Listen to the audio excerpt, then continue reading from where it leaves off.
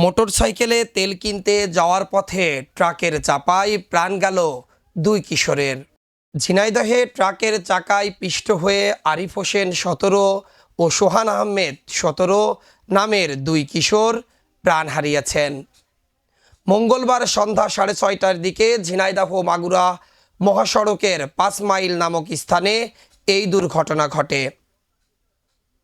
আরিফ হোসেন সদর উপজেলার বিজয়পুর গ্রামের মিজানুর রহমানের ছেলে, আর সোহান আহমেদ ওই একই গ্রামের শিপন আহমেদের ছেলে বলে জানা যায়। ঝিনাইদহের আরাপপুর হাইওয়ে পুলিশের ভারপ্রাপ্ত কর্মকর্তা মৃত্যুঞ্জয় জানান, আরিফ হোসেন ও সোহান আহমেদ নামে দুই তরুণ মোটরসাইকেলে তেল নিতে ঝিনাইদহ শহরের দিকে যাচ্ছিল।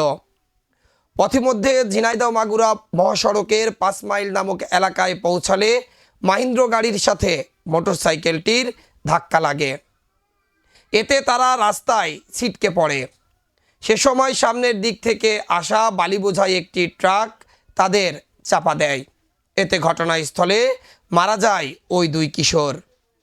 খবর পেয়ে লাশ উদ্ধার করে ময়নাতদন্তের জন্য সদর হাসপাতালের মর্গে পাঠানো হয়েছে। এদিকে হঠাৎ করে একই গ্রামে দুই কিশোরের এভাবে চলে যাওয়া কিছুতেই যেন মেনে নিতে পারছে না সেই গ্রামের সাধারণ মানুষ।